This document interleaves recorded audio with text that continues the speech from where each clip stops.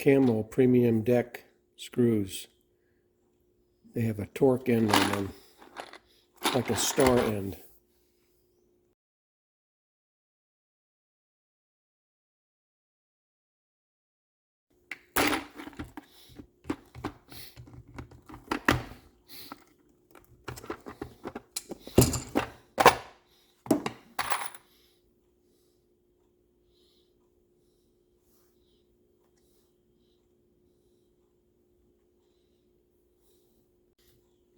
Include a long star bit with the box.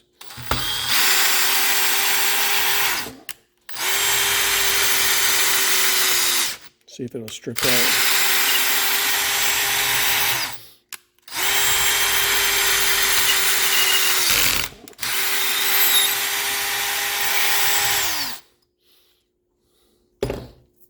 Hot, but nice and clean. It's the benefit of the star head over the Phillips head and the flat head. You got more contact points, so it's less likely to strip out.